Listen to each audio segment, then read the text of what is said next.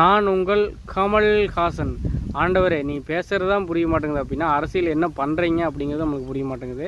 2024 தேர்தலில் நம்ம சின்னத்தை முடுக்கி என்ன பண்ணுறதுன்னு தெரியாமல் சுற்றி தேர்தல் போட்டியிட முடியுமா என்னன்னு தெரியாது சுற்றிட்டு இருந்த காலத்தில் டார்ச் லைட் முதல்ல வாங்கி வச்சுக்கிட்டு எல்லாம் என்னென்னமோ வேட்பாளர் நேர்களை என்னென்னமோ முடிச்சு அப்படின்னு பார்த்து என்னென்னமோ புரட்சி செய்வீங்க பார்த்தா கடைசியில் திமுகட்ட போய் ஒரே ஒரு சீட்டு கூட வாங்காமல் கட்சியை கொண்டு போய் அடமானம் வச்சுட்டு இணைச்சிட்டு பண்ணிட்டு வந்துட்டீங்க. அதே மாதிரி 2026 முதலே அறிவித்து வேட்பாளர் விருப்ப மனுக்கு வந்து 50,000 பப்ளிக்காக அறிவித்து 50,000 நல்லா வசூல் பண்ணிவிட்டு கேட்டால் 6 தொகுதி 10 தொகுதி திமுக கொடுத்தே ஆகணும், எல்லாம் வேறு முடிவு எடுக்க என்னமோ சொல்லி போட்டு கடைசியில் ஒரு சீட்டை கூட வாங்காமல் கட்சியை கொண்டு போய் அப்படியே வந்து அடமானம் வச்சுட்டீங்க. இதுக்கு வந்து கேட்டால் வந்து என்னுடைய தியாகமில்ல கடமை முதல்வரே அது கமல்ஹாசனுடைய மிகப்பெரிய தியாகம் அப்படிங்கிறாரு. நீங்கள் தியாகில் கடமை அப்போ என்னமோ டீலிங் நடந்திருக்கு அப்படின்னு சொல்லிட்டு பெரிய டீலிங்.